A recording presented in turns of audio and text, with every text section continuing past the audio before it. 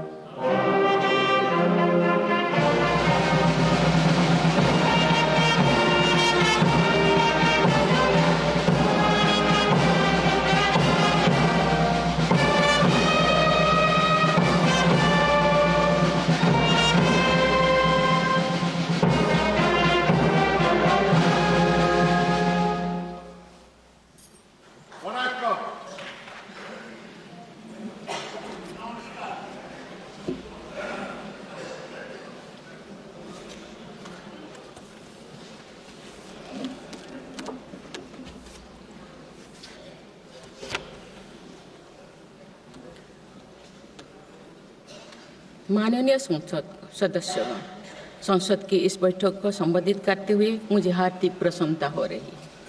अभी 2 माह पहले हमने संविधान को अपनाने की 75वीं वर्षगांठ मनाए हैं और कुछ दिन पहले ही भारतीय गणतंत्र ने 75 वर्षों की यात्रा भी पूरी की है।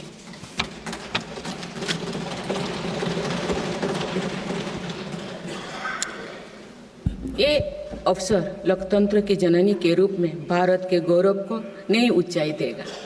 मैं सभी देशवासियों की तरफ से बाबा साहेब आम्बेडकर समेत सभी संविधान निर्माताओं को नमन करती हूँ। माननीय सदस्यगण, इस समय देश में महाकुंभ का ऐतिहासिक पर्व भी चल रहा है। महाकुंभ भारत की सांस्कृतिक परंपरा का, भारत की सामाजिक चेतना का पर्व है। देश और दुनिया से आए करोड़ों श्रद्धालु प्रयागराज में पूर्ण स्नान कर चुके हैं। मैं मौनी अमावस्या के दिन हुई हादसे पर अपना दुख व्यक्त करती हूँ। घायलों के शीघ्र स्वस्थ होने की कामना करती हूँ। कुछ दिन पहले ही हमने देश के पूर्व प्रधानमंत्री डॉक्टर मनमोहन सिंह जी को खोए हैं। मनमोहन सिंह जी ने 10 वर्ष तक प्रधानमंत्री के रूप में देश की सेवा की। वे लंबे समय तक संसद के सदस्य भी रहे। मैं मनमोहन सिंह जी को भावभीनी श्रद्धांजलि अर्पित करती हूँ। माननीय सदस्यगण, भारत की विकास यात्रा की इस अमृतकाल को आज मेरी सरकार अभूतपूर्व उपलब्धियों के माध्यम से नई ऊर्जा दे रही है। तीसरे कार्यकाल में 3 गुना तेज गति से काम हो रहा है। आज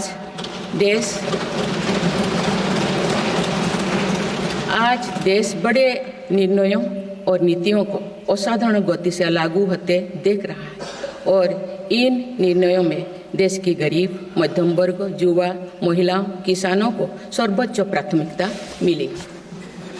मेरी सरकार ने तीसरे कार्यकाल में सभी के लिए आवास के उद्देश्य की पूर्ति के लिए ठोस कदम उठाए हैं। प्रधानमंत्री आवास योजना का विस्तार करते हुए 3 करोड़ अतिरिक्त परिवारों को नए घर देने का निर्णय लिया गया है। इसके लिए 5,36,000 करोड़ रुपया खर्च किए जाने की योजना है। मेरी सरकार गांव में गरीबों की उनकी आवासीय भूमिका हक देने और वित्तीय समावेशन के लिए प्रतिबद्ध है। इस दिशा में स्वामित्व योजना के अंतर्गत अब तक 2 करोड़ 25 लाख स्वामित्व कार्ड जारी किए गए। इनमें से करीब 70 लाख स्वामित्व कार्ड पिछले 6 महीने से जारी किए। पीएम किसान सम्मान निधि के तहत करोड़ों किसानों को पिछले महीने में 41,000 करोड़ रुपया की राशि का भुगतान हुआ है। जनजातीय समाज के 5 करोड़ लोगों के लिए धरती व जनजातीय ग्राम उत्कर्ष अभियान प्रारंभ हुआ है। इसके लिए 80,000 करोड़ रुपये का प्रावधान किया गया है। आयुष्मान भारत योजना के अंतर्गत 70 वर्षों और उससे अधिक उम्र के 6 करोड़ वरिष्ठ नागरिकों को स्वास्थ्य बीमा देने का फैसला हुआ है। इन्हें हर वर्ष 5 लाख रुपये का हेल्थ कवर मिलेगा। छोटे उद्यमियों के लिए मुद्रा ऋण की सीमा 10 लाख रुपये से बढ़कर 20 लाख रुपया कर दी गई है। मेरी सरकार ने युवाओं की शिक्षा और उनके लिए रोजगार के नए अवसर तैयार करने पर विशेष फोकस किया है। मेधावी छात्रों को उच्च शिक्षा में वित्तीय सहायता देने के लिए पीएम विद्यालक्ष्मी योजना शुरू की गई है। 1 करोड़ युवाओं को शीर्ष 500 कंपनियों में इंटर्नशिप के अवसर भी दिए जाएंगे। पेपर लीक की घटनाओं को रोकने और भर्ती में पारदर्शिता सुनिश्चित करने के लिए नया कानून लागू किया गया है। सहकार से समृद्धि की भावना पर चलते हुए सरकार ने त्रिभुवन सहकारी यूनिवर्सिटी की स्थापना को प्रस्ताव स्वीकृत किया है। सरकार ने प्रधानमंत्री ग्राम सड़क योजना के 4थे चरण में 25,000 बस्तियों को जोड़ने के लिए 70,000 करोड़ रुपया स्वीकृत किए। आज जब हमारा देश अटल जी की जन्म शताब्दी का वर्ष मना रहा है, तो प्रधानमंत्री ग्राम सड़क योजना उनके विजन का पर्याय बनी हुई है। देश में अब 71,000 वंदे भारत, अमृत भारत और नमो भारत ट्रेन चल रही है, जिनमें पिछले 6 माह में ही 17 नए वंदे भारत और एक नमो भारत ट्रेन को जोड़ा गया है। वन नेशन वन इलेक्शन और वक्फ अधिनियम संशोधन जैसे कई महत्वपूर्ण विषयों पर भी सरकार ने तेज गति से कदम आगे बढ़ाए हैं। माननीय सदस्यगण, मेरी सरकार के 1 दशक के कार्यकाल ने विकसित भारत की यात्रा को नई ऊर्जा दी है। विकसित भारत के विजन में जन भागीदारी का सामूहिक सामर्थ्य है, देश की आर्थिक उन्नति का रोड मैप है, डिजिटल क्रांति के रूप में टेक्नोलॉजी की ताकत है और आधुनिक इंफ्रास्ट्रक्चर आधार भी है। मेरी सरकार के प्रयास के बल पर भारत दुनिया की तीसरी सबसे बड़ी अर्थव्यवस्था बनने जा रही है। विकसित भारत की उड़ान को हमारे संविधान के आदर्शों का सतत मार्गदर्शन मिलता रहे, इसके लिए सरकार ने सेवा, सुशासन, समृद्धि और स्वाभिमान इन प्रमुख सिद्धांतों को गवर्नेंस के केंद्र में रखा है। सरकार रिफॉर्म, परफॉर्म और ट्रांसफॉर्म के अपने संकल्पों को तेज गति से आगे बढ़ा रही है। मेरी सरकार का मंत्र है सबका साथ, सबका विकास, सबका विश्वास और सबका प्रयास, और इस मंत्रों का एक ही लक्ष्य है विकसित भारत का निर्माण। माननीय सदस्यगण, जब देश के विकास का लाभ अंतिम पायदान पर खड़े व्यक्ति को भी मिलने लगता है तो भी विकास सार्थक होता है। मेरी अंत्योदय की वह भावना है जिसके प्रति मेरी सरकार संकल्पित रही है। गरीब को गरिमापूर्ण जीवन मिलने से उसमें जो सशक्तिकरण का भाव पैदा होता है और गरीबी से लड़ने में उसकी मदद करता है। स्वच्छ भारत अभियान के तहत बने 12 करोड़ शौचालय, प्रधानमंत्री उज्ज्वला योजना के तहत निःशुल्क दिए गए 10 करोड़ गैस कनेक्शन, 80 करोड़ जरूरतमंदों का राशन, सौभाग्य योजना, जल जीवन मिशन जैसे अनेक योजनाओं में गरीब को ये भरोसा दिया गया है कि वे सम्मान के साथ जी सकते हैं। ऐसे ही प्रयासों की वजह से देश के 25 करोड़ लोग गरीबों को परास करके आज अपने जीवन में आगे बढ़ रहे हैं। इन्होंने न्यू मिडिल क्लास का एक ऐसा समूह तैयार किया है जो भारत की ग्रोथ को नई ऊर्जा से भर रहा है। माननीय सदस्यगण, भारत जैसे देश की आर्थिक उन्नति मध्यम वर्ग मिडिल क्लास की आकांक्षाओं और उनकी पूर्ति से परिभाषित होती है। मध्यम वर्ग जितने बड़े सपने देखेगा, देश उतने ही ऊंचा उड़ान भरेगा। मेरे सरकार ने मुक्त स्वर से मध्यम वर्ग के योगदान को न केवल स्वीकारा है बल्कि हर मौके पर उसे सराहा भी है। सरकारी कर्मचारी भी मिडिल क्लास के अहम प्रतिनिधि है। हाल ही में मेरी सरकार ने सरकारी कर्मचारियों के कल्याण के लिए 8वें वेतन आयोग के गठन का निर्णय लिया है। ये निर्णय आने वाले वर्षों में सरकारी कर्मचारियों के वेतन में बड़ी वृद्धि का आधार बनेगा। केंद्र सरकार के लाखों कर्मचारियों का यूनिफाइड पेंशन स्कीम के तहत 50% सुनिश्चित पेंशन देने का निर्णय भी लिया गया है, जिसका व्यापक स्वागत हुआ है। मध्यम वर्ग का अपने घर का सपना पूरा करने के लिए भी मेरी सरकार प्रतिबद्ध है। रेरा जैसे कानून बनाकर मध्यम वर्ग के सपने को सुरक्षा दी गई है। घर के लिए लोन पर सब्सिडी दी जा रही है। उड़ान योजना ने लगभग 1.5 करोड़ लोगों का हवाई जहाज में उड़ने का सपना पूरा किया गया है।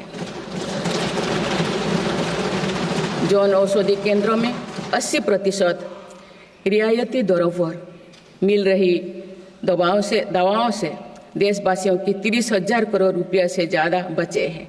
हर विषय की पढ़ाई के लिए सीटों की संख्या में भी कई गुना बढ़ोतरी का बहुत लाभ मध्यम वर्ग को मिला है।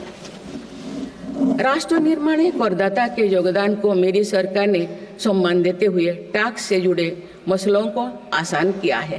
टैक्स विवादों को कम करने के लिए फेसलेस मूल्यांकन की शुरुआत कर पारदर्शिता बढ़ाई गई है। आप देश में 75 वर्ष से अधिक उम्र के वरिष्ठ नागरिकों को जिन्हें सिर्फ पेंशन मिलती है, आयकर रिटर्न दाखिल करने के संबंध में स्वयं निर्णय लेने का अधिकार दिया गया है। माननीय सदस्यगण, मेरी सरकार महिलाओं के नेतृत्व में देश को